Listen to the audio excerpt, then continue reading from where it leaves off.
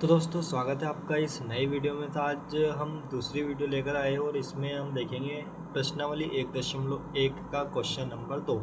तो यहाँ पे हमें इन युग्मों पूर्णांकों के युग्मों का एचसीएफ और एलसीएम ज्ञात करना है।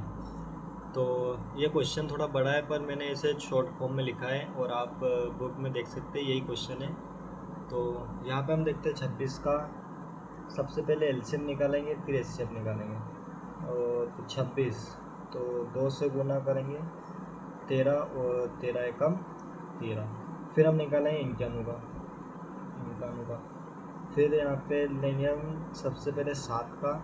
तो 7 एकम 7, 3 बचे 2 बचे 7 3 21 13 जाएंगे। फिर यहाँ से 13 और 13 एकम 13।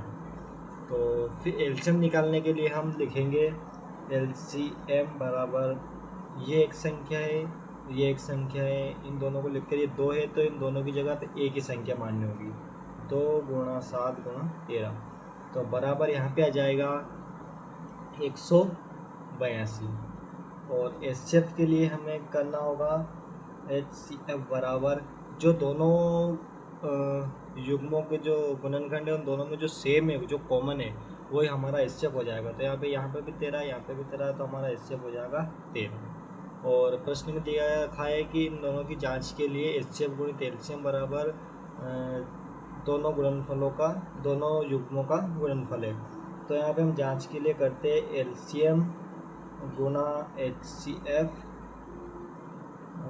गुणा एचसीएफ बराबर दोनों संख्याएं 26 गुणा 91। तो यहाँ पे हम इन दोनों का गुणा करते हैं। एलसीएम है हमारा 182 गुणा 13 और बराबर है 26 गुणा 13। ठीक है, तो यहाँ पे इन दोनों संख्या को गुणा आता है 2366 और यहाँ पे भी इन दोनों का आता है 2366।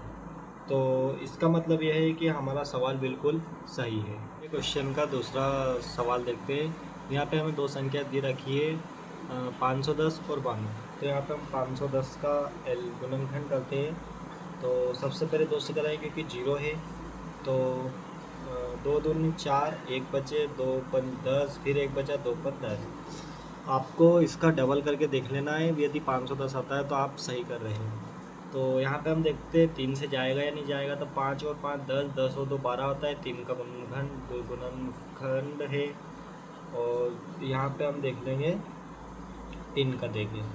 तो 3 को 3, 3 दून 6, 3 3 9, 3 6 12, 3 5 15, 3 6 18, 3 7 21, 3 8 है 24। तो यहाँ पे 1 बचा, 25 में से 24 जाएंगे 1 बचा और यहाँ पे आ जाएगा 5। तो यहाँ पे हम 5 का गुना करेंगे। तो 5 का गुना करने पर 5 एकम 5, 3 बचे 5 7 35। और यहाँ पे 17 एक ऐसी संख्या है जिसमें केवल 17 का ही जाएगा। 1 और 17 का, तो 17 का देखकर देखेंगे तो 17 एकम 17। आपको परीक्षा में अच्छा प्रॉपरली लिखना है कि इसका ये एलसीएम ये होगा, इसका ये होगा। और क्योंकि आप ऐसा शॉर्टकट लिख के आ जाएंगे तो ये मान्य नहीं होगा। तो अब हम 92 का लेंगे। 92 का लेने के लिए 2 से देंगे। तो 2 चौक 8 और 2 छः 12। ठीक है, फिर 2 कर लेंगे क्योंकि पीछे सम संख्या है।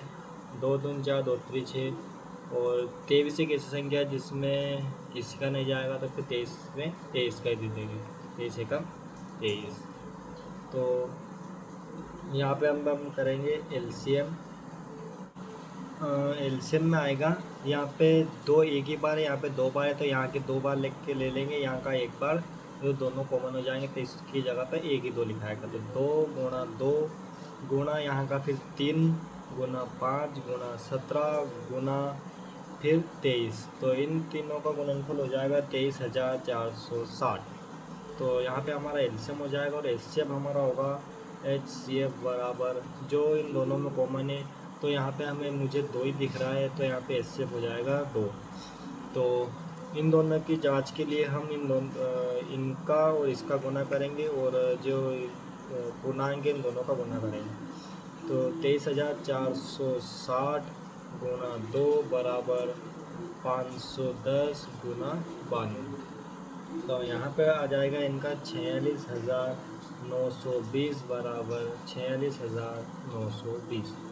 तो यदि दोनों संख्या के दोनों तरफ की संख्या बराबर आ जाती है तो हम समझ रहे हैं कि सवाल हमारा सही है। तो एग्ज़ाम में आपको प्रॉपरली लिखना है, और ये वीडियो सिर्फ समझाने के लिए था।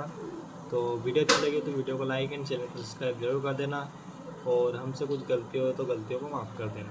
तो थैंक्स फॉर वॉचिंग।